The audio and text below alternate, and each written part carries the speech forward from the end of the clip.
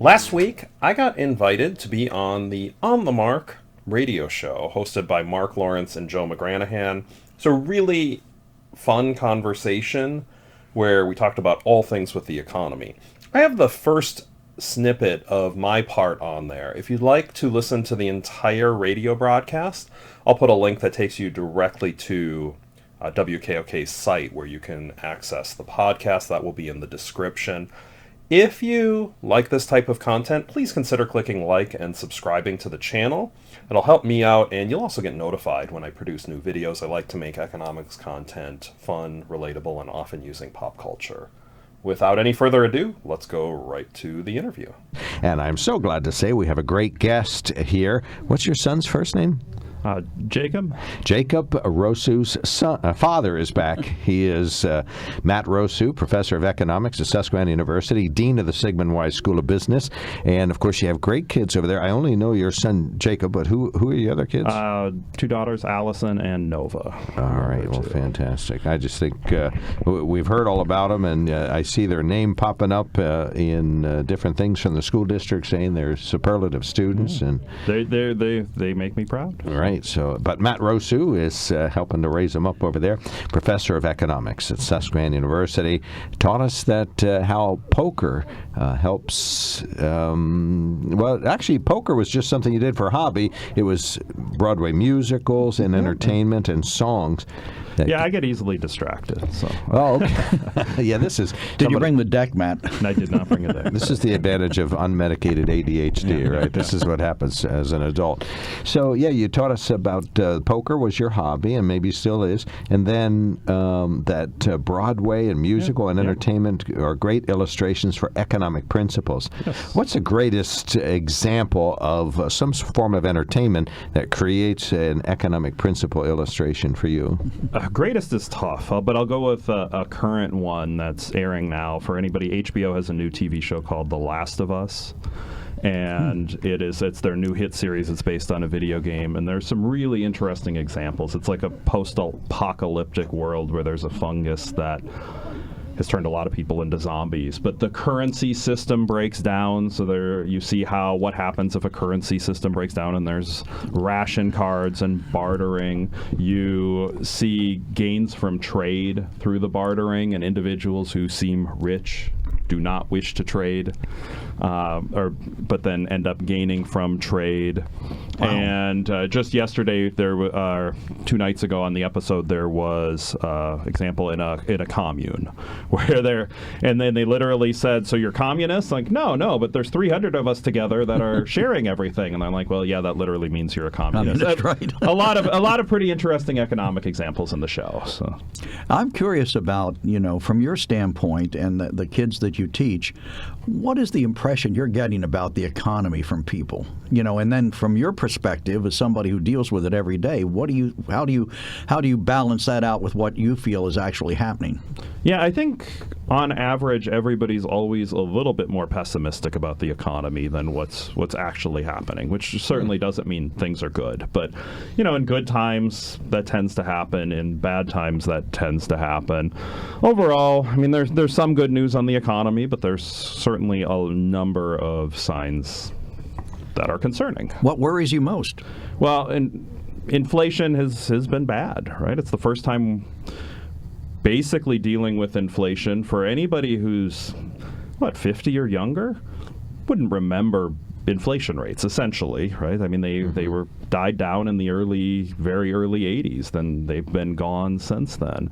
Year over year inflation still 6%. It was higher before, and wages aren't keeping up with that, or they haven't kept up with that. Hope that turns around, but when that happens, when wages do not keep up with inflation, it means the average worker is poorer, and that's what's happened in the last year and a half. And so, are we always pessimistic about everything all the time then? Inflation is feeding that. If you asked me to name 20 things that are going well with the economy, I could list them. Sure, all right? Sure, yeah. But we only maybe it's just our human nature to accentuate the negative. That could be, and but even if you came on 3 years ago, 2 years ago, when and I could argue right before COVID, one could make the argument that was the best economy in American history. You could argue that. And there were a lot of signs. Unemployment rates were very low. Inflation was low. There would be plenty of folks coming on, though, saying, well, what about the debt? The debt's been higher. What about and the deficits? What about income inequality? Should we do more about that? Right? There were still plenty of folks who I'd say were a little bit more pessimistic than normal then. Now, things are a little bit worse. Things to worry about. There's inflation. The job market participation rate took a massive drop once COVID hit, and it really hasn't rebounded. And that seems concerning. There was a lot of spending during COVID, which added dramatically to the debt.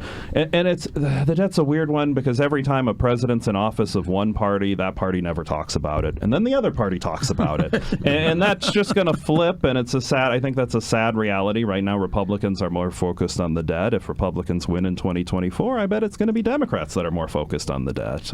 The last time I can remember a politician suggesting that you roll up your sleeves and do something for the good of the country, it was Jack Kennedy during his inaugural address. I haven't heard anybody since saying, let's tighten our belts and let's get rid of this debt and let's suffer.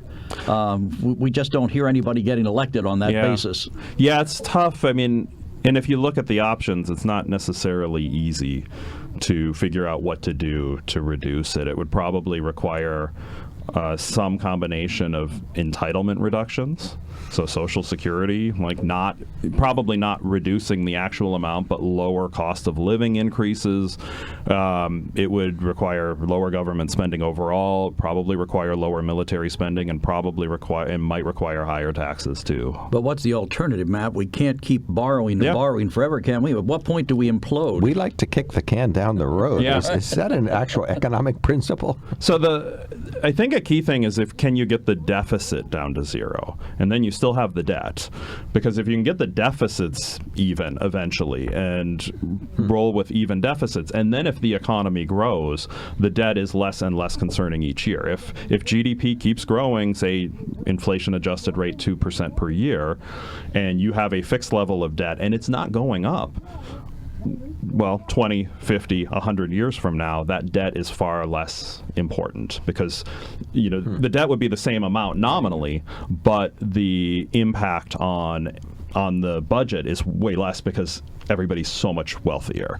I would think if you're looking to control, I wouldn't look to actually reduce the debt at this point, but I would look to try to get deficits down to zero. So you're not adding to the debt year over year, and then hopefully with economic growth, the debt becomes much less trivial. But how do politicians get elected without promising to do more for you? Yeah. That's the trick, right? I mean, pave more roads. And I mentioned a key way, and most economists think if you look at the spending on entitlement spending is a big portion. Well, who's the number one voting bloc? It's older individuals who are getting Social Security, and that doesn't seem like a very good way to get elected. And there's a whole branch in economics called public choice theory, which really looks at a lot of these very tough issues. It looks at politicians from the cynical lens of they're not looking out for the best interest of society, they're looking for the best interest to get reelected. And that's really cynical because I do think most politicians do, of course, have some interest in helping society. But there is, I think we could also all recognize they want to get reelected. And there's public choice theory, though, will kind of go with the assumption that the goal is to get reelected. Well, we used to have Professor Stamos here from Bucknell University when he was still teaching, and he would say the debt and deficit doesn't matter. It just doesn't count. By the time we pay it back, our dollar will be worth so much more that it isn't going to really matter, and that the advantages of the borrowing were greater because we got to spend the money now, just like a household. You get to have the new car now, that kind of thing. Well, earlier we talked about pessimism versus optimism, and maybe more so than in some other fields, pessimism matters. Right, it can slow us down. It can reduce my. We learned that in the oil fields when we found out that all the numbers added up that gas prices shouldn't be nearly as high as they were. One of the things we found out was fear was helping to drive it. So tell me about this impact that the intangible pessimism. Well, yeah, if people are less optimistic about the economy, they may go spend a little bit less. If firms are less optimistic about the outlook of the economy, they might be more hesitant to make investments that could expand their businesses, could help with efficiency, and could really help the economy grow. I think that's a couple of the big worries about a pessimistic outcome on the economy. So. But what about the political impact of this stuff? For example, right now we're facing default by July if they don't do something. And inevitably, they're going to try and find some way to kick the can down the road. But, the debt ceiling, it seems to me like a ridiculous dog chasing its tail routine. Why not just get rid of it if that's the case? And is there a benefit to it from your standpoint, or is it just all smoke and mirrors? It's a good question. And admittedly, I don't think I've studied the politics behind the benefits or costs of the debt ceiling as much. The costs of it seem somewhat obvious in terms of there's this argument all the time about what happens and what would indeed happen if we default and what goes on there. What could be the benefits of this? If you could leverage this to try to decrease the amount of deficit spending, you could argue that that's a benefit. If you could leverage these arguments and make a credible threat that we won't increase that unless you come to some concessions on spending, taxes and spending, that could be a threat. Right. That might be one of the bigger ones. But it's like a kabuki dance. I mean, obviously Congress at one point felt that we need to put a cap on the amount of money we borrow. And then they just play this game where they keep raising it and raising it and raising it. What's the point of it? Well, so I guess an interesting question is to ask, what might our debt be like if we didn't have it? I mean, we have this, and we have these arguments over the debt that do come up reasonably often. Could make a pretty good argument that by having this and by having these arguments, it does highlight the debt.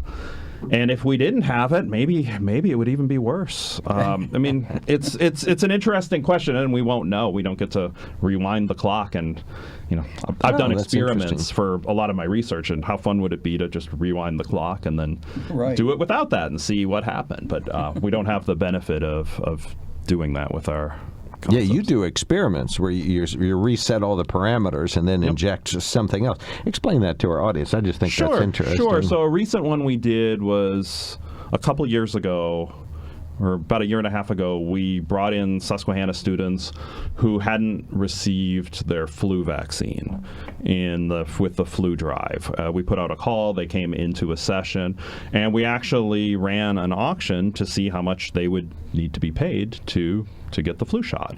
It's an estimate of, it's not really a willingness to pay, right? If you hold up an item, I've got my iPhone here for notes. So if you hold up, if you sell an iPhone, people would be willing to pay for that.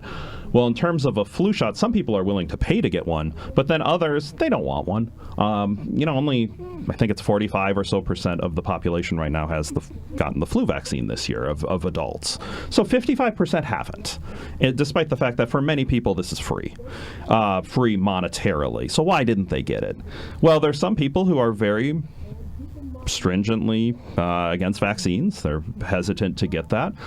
What we found with this is of half of the people would get it for free. Like they're fine getting it. They just haven't gotten it yet. The other half said I wouldn't get it for free. But most of those who wouldn't get it for free, it wasn't. They'd be willing to get it for $20 or less. So it's not that they have these very, very strong views against vaccines. It's an inconvenience, and it's a hassle, and it's not fun to have somebody jab you in the arm, right? I mean, then maybe the arm will be sore for a couple days, and they didn't want to deal with it, but it wasn't that big of a deal. And then there was a small subset who needed a lot of money. They didn't want to get that, and they would be the people who are most vaccine resistant, and that somewhat makes sense with what you see in the world. No amount of money would make them get it. What about the COVID vaccine? Did you run the same test? We would have loved to, but we weren't able to get the access to the vaccines to be able to do that. Our initial idea on that was how cool would it be to estimate on that. But I think a lot of the same principles apply. If you think about if you think about COVID, with the initial wave of the vaccines, I think something about 3/4 of Americans got The first have gotten one, at yep. least one dose. A very small percentage have gotten the most recent booster. So there's a huge portion of the population that, it's tough to label them as anti-vaxxers or vaccine deniers or whatever derogatory term is. They've gotten one, but they don't think the benefit of the most recent vaccine exceeds the cost of the most recent. So what are some things economics could indicate on that? Well, if getting those is really beneficial to the economy or to public health, maybe firms would want to give a paid day off to get that, or some small incentive if you go ahead and get that. Because for most people, clearly it's not this real resistance to the COVID vaccine. I've gotten one. I think there's some protection there. I could get another one, but I know I'm going to get sick for a day if I get another one. And most people who get COVID now, it doesn't seem that terrible. I'll just take my chances. I'm hypothesizing, but there's a huge portion that explanation makes a lot of sense. Looking at the international scene, President Putin today, in a rather long harangue to his parliament, his State of the Soviet Union address, or whatever you want to call it, said that despite all of our sanctions and all the things that we did to slow their economy down, their economy actually only shrank by 2%. How did we fare during the pandemic compared to that? I think we're still seeing the effects. I mean, you can't shut down the economy and not have an impact. What we ended up doing is flooding the economy with money. And over the past 2 years, we saw a massive drop initially in GDP, and then it came back.